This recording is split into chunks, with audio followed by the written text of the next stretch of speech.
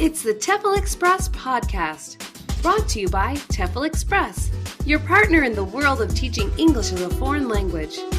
For all the latest and greatest in the world of TEFL training and materials, please visit our website at teflexpress.co.uk. Enjoy the show!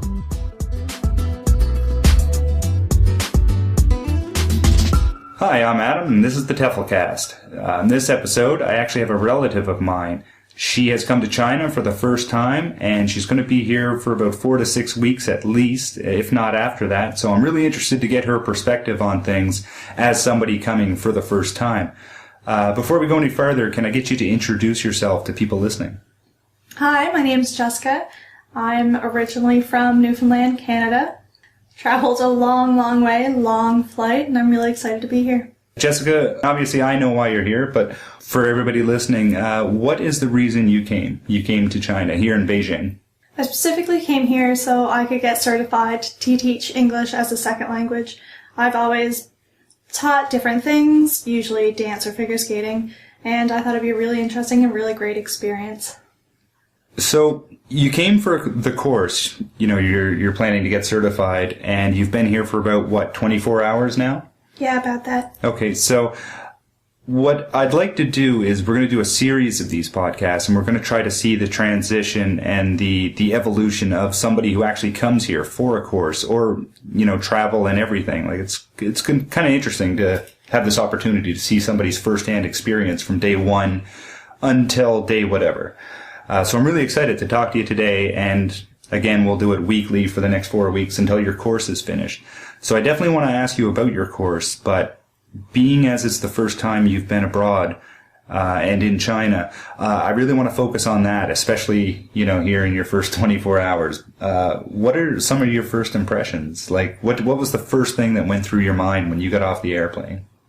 I need some sleep. Yeah. What a long flight. Luckily, I went from Newfoundland to Toronto. Not too bad of a flight, but the flight over here was the first really long flight that I've took, so that was a completely different experience.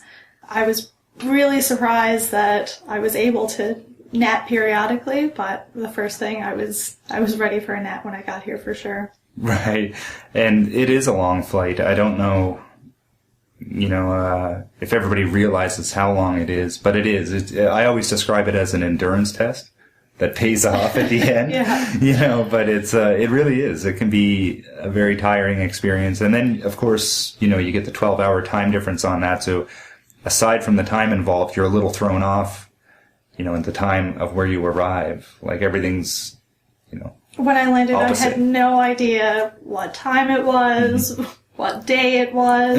I was completely thrown off. When we picked you up at the airport, we basically at that point we took a taxi back to my wife and my apartment. And what did you think of the taxi ride? Like, did you find that any? I know that's kind of an odd question, but did you find that any different than say traffic back home in Canada? I thought, for sure, there's going to be an accident. The cab drivers, everyone on the road seems to have really good reaction time, but they just go when there's an opportunity. There's no signal. Everyone's merging everywhere. I thought for sure there was going to be an accident. And so much traffic, just so many people on the go. The sheer amount of people is definitely what stood out to me as well. It's in my small town in Nova Scotia, Canada, we complain when there's 5 people ahead of us at a light. And, in Beijing, I don't think there's ever a case where there's only 5 people in front of you at a light. Like, it's quite different in that regard. But you're totally right, too, about, you're saying you thought there's definitely going to be an accident, but you notice, their reaction times are incredible. And that's one thing that definitely stands out to me, with driving in China, is that I think even with the lack of turn signals and things like that, which are being enforced now at a way stronger level than they ever have been, but with things in terms of that, they really have this natural ability to go with the flow when they're driving, like in traffic, and you kind of have to, and if they don't, that's when you might actually see the accident, which is completely backwards to the way we are in North America with driving. That's what's going to cause an accident in North America. They have no reaction time. Right. It's just, and that's what causes the most accidents, because everyone expects everyone to use their turn signal or you let them know in some way, but if that doesn't happen, then reaction time, it definitely is going to cause an accident home. But here,